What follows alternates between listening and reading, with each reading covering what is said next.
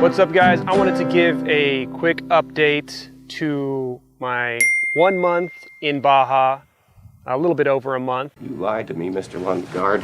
But I just want to talk about Fucking liar.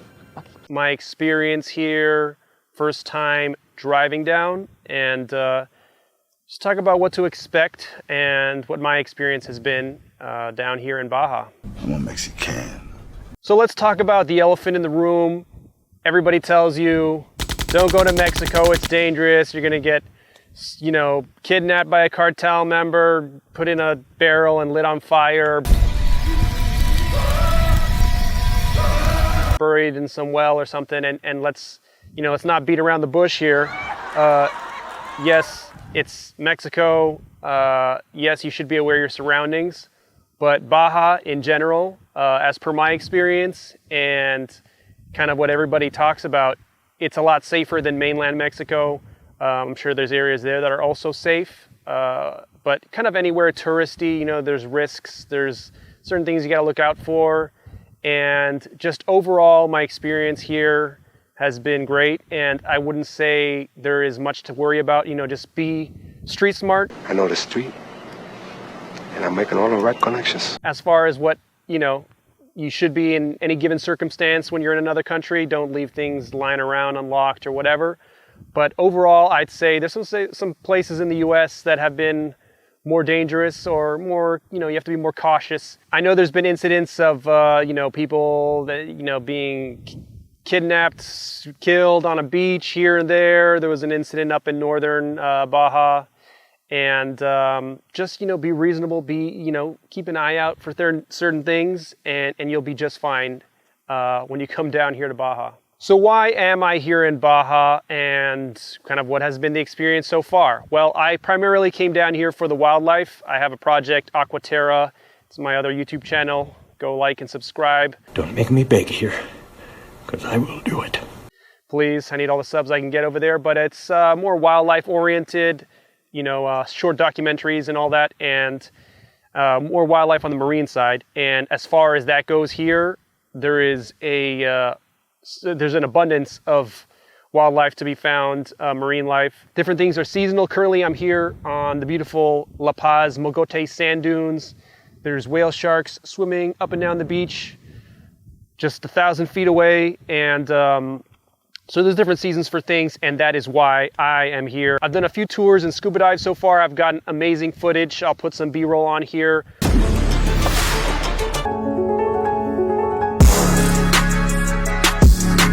But it has been awesome so far, and just there's different seasons for things. So then we're coming up on gray whale season. There's some other things up in the north, and so I've visited Magdalena Bay. That was the first spot I came visiting down here for the marlins, the sardine run, the Mag Bay marlins. It's an awesome thing. Definitely recommend it if you are in Baja or you're coming to Baja that time of year. It's more towards November, December kind of deal. And I'll probably be here for a few months. I don't know. I've been getting such awesome content that I keep saying, I'm not leaving. Maybe I'll just stay an extra month. Maybe I'll stay till April. Maybe I'll stay till May. I'm not fucking leaving! We'll see what happens. Overall, it is very cheap here. The show goes on!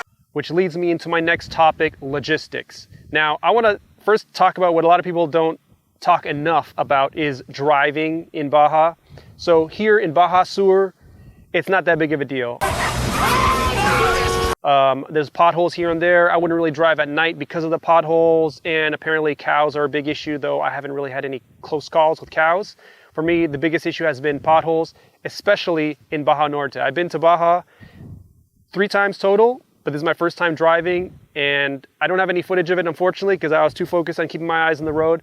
But let me tell you, the roads in Baja Norte, they don't warn you enough about how bad they are. There's I wouldn't even call them potholes. They're chunks of the road that's missing.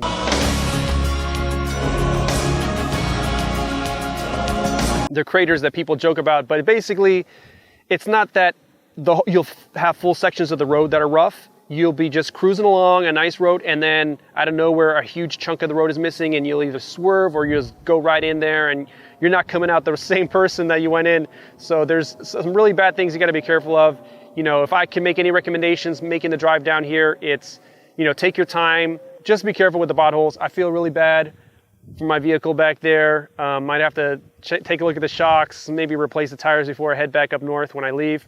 But there's some really rough potholes, and there's these drainage, I don't know what they're called, but where it's a low point in the road where the stream crosses during, I guess, the wet season. And down there, you don't really know until you make it over the little hill. It's really rough down there. So just drive slowly. You know, people are going to tailgate you, but, you know, take your time and take your time coming down. That's all I can say. I have one speed, I have one gear. Go! Now, as far as logistics, when it comes to van lifing in Baja, as you can see, I'm just parked out here in the middle of the sand dunes.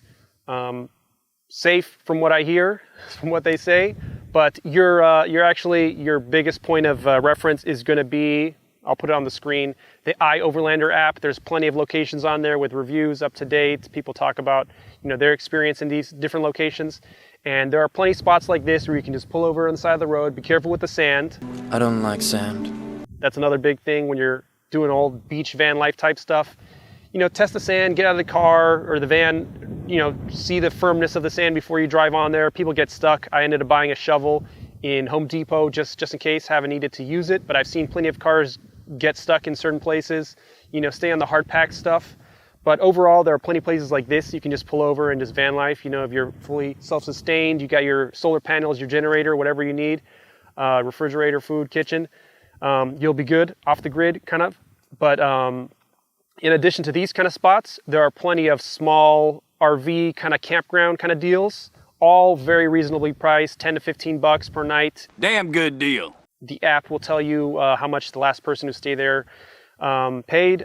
Ironically, a lot of the spots I look at, you know, they say they're around 200 pesos, which is about 10 bucks, and then I get there and, you know, it's a few months later and they've already raised the price to 300. So I'd say around 15 has kind of been the average. They're a little bit higher, a few a little bit lower, but, you know, as far as parking somewhere, having like a for sure safe place to stay, usually have power hookups. Most of them have showers and bathrooms.